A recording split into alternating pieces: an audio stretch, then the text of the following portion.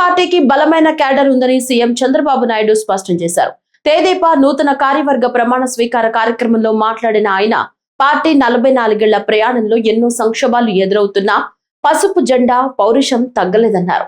ఒక్క ఓటమితోనే ఇతర పార్టీలు కుంగిపోతున్నాయని, కానీ తెలుగుదేశం గెలిచినా ఓడినా గర్వంగా నిలబడే పార్టీ అని పేర్కొన్నారు. వచ్చే ఎన్నికల్లో 2024 కంటే అధిక ఓట్లు సాధించాలనే లక్ష్యంతో ముందుకు సాగాలని కార్యకర్తలకు పిలుపునిచ్చారు. సీనియర్లను గౌరవిస్తూ కొత్త వారికి అవకాశాలు కల్పించాలని, కష్టపడ్డ వారికే కమిటీల్లో స్థానం ఇచ్చామని తెలిపారు. కార్యకర్తే అధినేత అన్న సిద్ధాంతాన్ని ఆచరణలు చూపించామని చంద్రబాబు పేర్కొన్నారు. కేంద్రంలో పదవులు ఇచ్చాం, మంత్రులు చేసుకున్నాం. రాష్ట్రంలో కొత్తగా వచ్చిన వారు చాలామంది మంత్రులయ్యారు. చదువుకున్న వాళ్ళందరికీ మంత్రి పదవులు ఇచ్చి ప్రోత్సహించాం.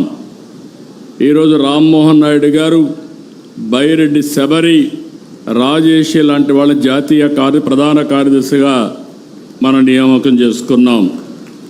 ప్రతిపక్షంలో యువ గళంలో ప్రజల్లో చైతన్యానికి, పార్టీ విజయానికి ఆ రోజు లోకేష్ దోహదం చేశారు.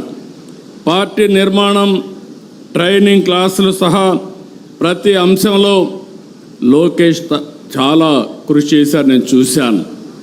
టెక్నాలజీ అడాప్షన్ మొదలుకొని కార్యకర్తలకు సంక్షేమం, 5 లక్షల రూపాయలు యాక్సిడెంట్ ఇన్సూరెన్స్ ఇచ్చిన ఏకైక పార్టీ, సమర్థవంతంగా నిర్వహించే పార్టీ తెలుగుదేశం పార్టీ. ఇటీవల గవర్నమెంట్లో చైర్మన్ ఇన్వెస్ట్మెంట్ ప్రమోషన్ కోసం అపాయింట్ చేస్తే ఏదైతే చెప్పామో 20 లక్షల ఉద్యోగాల హామీని నెరవేర్చేందుకు అనునిత్యం పనిచేస్తున్నారు. చాలా వరకు ముందుకు పోయారు. నిన్నే ఆర్సెలర్ మిత్తల్, ఎస్టర్డే గూగుల్, ఇలాంటి ప్రతిష్టాత్మకమైన కంపెనీలు, వరల్డ్ బెస్ట్ కంపెనీస్ అన్నీ ఆంధ్రప్రదేశ్కి వచ్చాయంటే అది లోకేష్ చూపించిన చొరవ అని చెప్పి కూడా నేను మీకు తెలియజేస్తున్నా.